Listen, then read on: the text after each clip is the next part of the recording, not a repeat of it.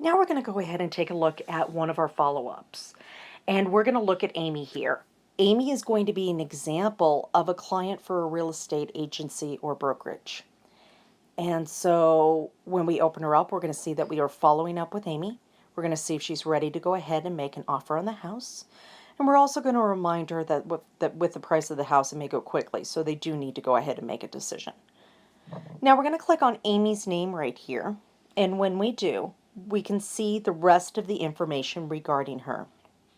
Now, you'll see this highlights area. The highlights area is a piece of sticky information that's important for this person. So some of the things that we suggest putting in this area are spouses' names, kids' names, maybe where they work. Other important information, like for real estate, would be like how much they're willing to pay, type of housing that they're looking for, maybe the area that they want to be in. Now, when we scroll down, we can see these hashtags. Hashtags are your filing system for the app. They're going to allow you to organize your people in a way that's meaningful for you. So when you do a search, you can search for everybody that you know that lives in Dallas. You could search for everybody who's looking for a pool or who wants to be by the lake. Some of the hashtags we always suggest straight off the board are hashtag the city and hashtag the state that the person's living in.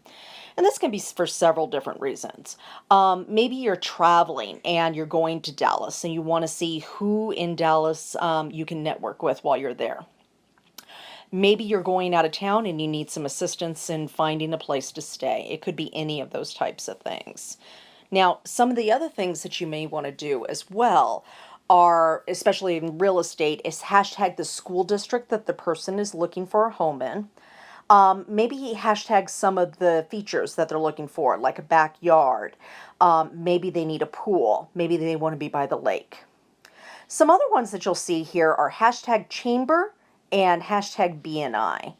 Now, these ones are very convenient if you go to a lot of networking meetings like the Chamber of Commerce meetings or the or BNI meetings, to be able to look that up and see all of the people that normally attend those meetings and give yourself a refresher of names with pictures and their information of what they do and maybe their spouses' names, kids' names, things like that. And when you go into the meeting, people are going to be shocked at what you'll be able to remember because you'll be able to say, hey, how is your wife, Sarah? You know, how is your business going? And you'll be able to tell them what their business is.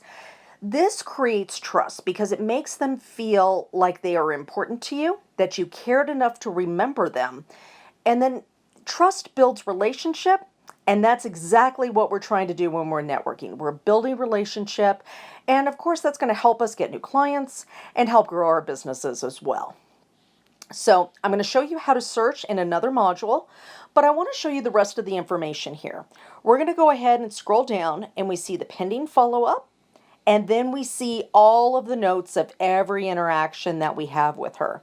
Everything from meeting her at the BNI meeting to going over different things that she'd like in her home, her asking if there was something in the Bryant neighborhood, and then going out and seeing several houses.